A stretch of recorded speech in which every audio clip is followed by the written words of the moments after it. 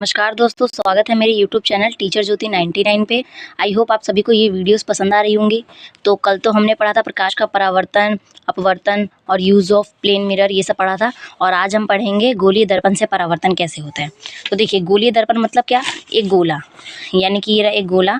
इसको हमने कल काट दिया था, तो एक हिस्सा ऐसे निकला था और एक हिस्सा ऐसे निकला था। ठीक है, निकला था ना। तो ये वाला जो भाग है ये धंसा हुआ था, इसका परावर्तन ये रहा, और ये रहा, ये एक तरह से ये पेंट किया हुआ है। ठीक है, अब देखिए यहाँ से मैंने काटा इसे।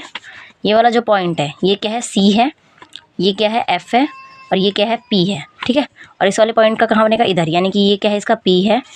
ठीक है, ये क्या है, एफ है, और ये क्या है, सी है। ठीक है, इसकी परावर्तक सतह कौन सी, ये है परावर्तक सतह। इसकी परावर्तक सतह कौन सी, अंदर वाली है, परावर्तक सतह। अब देखिए, एफ मतलब क्या होता है, फोकस, पी मतलब ध्रुव, सी मतलब वक्रता केंद्र। ठीक है, अब देखिए ये एक गोला है। ठीक है, ये कौन सा दर्पण है, ये अवतल दर्पण है। कौन सा दर्पण है, अवतल दर्पण। ये कौन सा दर्पण है, उत्तल दर्पण। कौन सा दर्पण है, उत्तल दर्पण। ये भी ध्रुव है, ये फोकस है, और ये वक्रता केंद्र है। ठीक है, अब इधर देख लीजिए एक बार, ये देखिए, ये गोला है, ये रहा इसका अवतल दर्पण, ये रहा इसका उत्तल दर्पण। ठीक है, अब ये जो पॉइंट है ना, ये सी, यानी कि वक्रता केंद्र, इसे हम क्या कहेंगे, वक्रता केंद्र। ठीक है, और ये वाली जो बन रही है, यहाँ से लेके यहाँ तक जो कोण बन रहा है, इसे हम क्या कहेंगे, वक्रता त्रिज्या। इसे हम क्या कहेंगे, कलई। ये हम प्रधान अक्ष बोलते हैं। जो ये लाइन होती है ना, ये लाइन, इसे हम क्या बोलते हैं, प्रधान अक्ष। क्या बोलते हैं, प्रधान अक्ष। ठीक है, यही है गोलीय दर्पण से परावर्तन। आई होप आप सभी को समझ आ गया होगा। अब देखिए, नेक्स्ट हम क्या देखेंगे, अवतल दर्पण से परावर्तन कैसे होता है। अब अवतल दर्पण से परावर्तन कैसे होता है, देखिए, प्रतिबिंब की स्थिति अगर अनंत पे होगी तो प्रतिबिंब बिंब की स्थिति अगर अनंत पे होगी तो प्रतिबिंब कहाँ पे बनेगा, फोकस पे बनेगा, यानी कि एफ पे बनेगा। और प्रतिबिंब का साइज कितना होगा, अत्यधिक छोटा और बिंदु साइज का, मतलब बहुत छोटा बनेगा। ठीक है, और प्रतिबिंब की प्रकृति क्या होगी, वास्तविक होगी और उल्टी होगी, यानी कि हकीकत वाली होगी, मतलब जो दिख रही होगी, और क्या होगी, उल्टी होगी। ठीक है, अब देखिए, सी से परे, यानी कि बिंब की स्थिति जो है वो सी से परे है। प्रतिबिंब की स्थिति एफ तथा सी के बीच में, यानी कि प्रतिबिंब की जो स्थिति है वो एफ और सी के बीच में बनेगी, यानी कि ये एफ और ये सी के बीच में बनेंगे। ठीक है, ये अवतल दर्पण की बात कर रहा है, यानी कि इस वाले की बात कर रहा है, तो एफ और सी के बीच में बनेगी।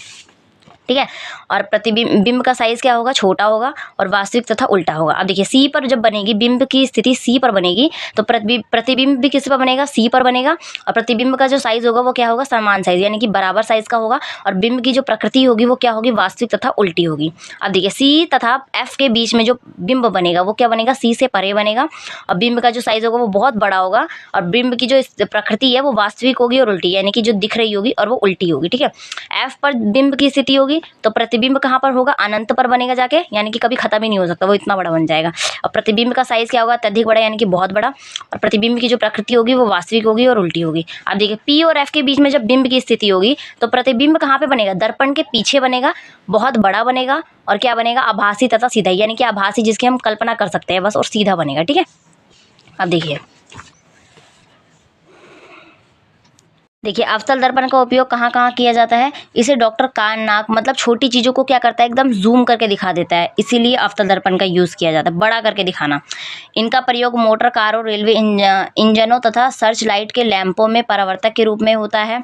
बड़ी फोकस दूरी वाला अवतल दर्पण दाढ़ी बनाने के लिए काम आता है। सोलर कुकर में अवतल दर्पण का प्रयोग किया जाता है, मतलब छोटी चीज़ को बड़ा करके दिखाना ही अवतल दर्पण का काम होता है। ठीक है, अब देखिए, उत्तल दर्पण के परावर्तक क्या होते हैं। अब उत्तल दर्पण के परावर्तक होते हैं, बिंब की स्थिति कहाँ है, इसकी अनंत पर है।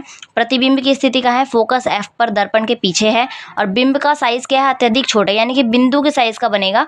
और प्रतिबिंब की जो प्रकृति है वो आभासी है और सीधा है। ठीक है, और दूसरा क्या बनेगा, अनंत तथा दर्पण के ध्रुव के बीच में बनेगा।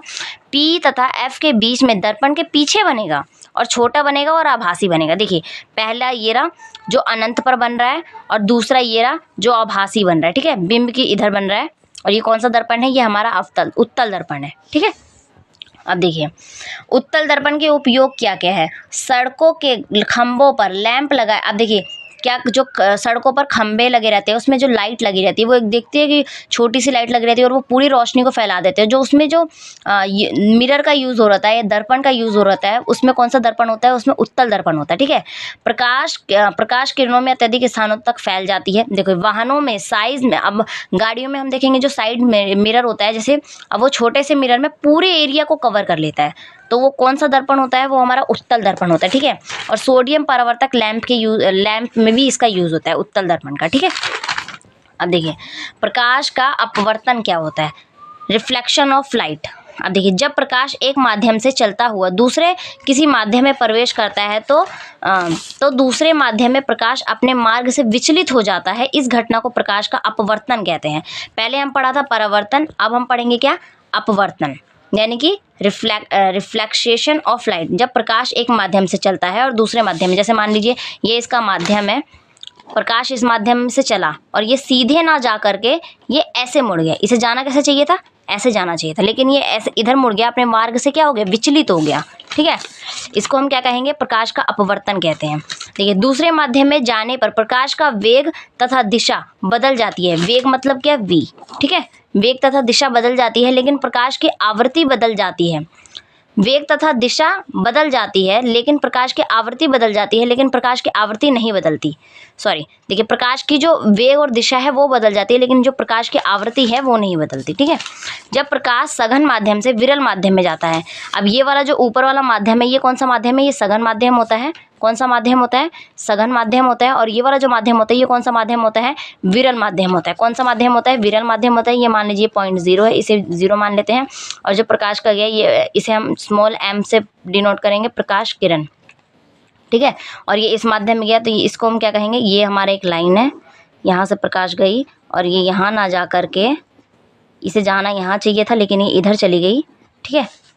तो ये विचलित हो गई। क्या हो गई? विचलन हुआ इसके बीच में। ये जो लाइन है इसे ऐसे जाना चाहिए था, इसे हम x कहेंगे, ठीक है।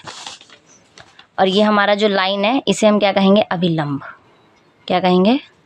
अभिलंब, ठीक है। देखिए जब प्रकाश सघन माध्यम से विरल माध्यम में प्रवेश करता है तो प्रकाश विरल माध्यम से अभिलंब n से दूर चला जाता है। ये जो n है, इस n से, ये n है, ये कौन सा अभिलंब है? ये n है। n से क्या हो जाता है? दूर चला जाता है।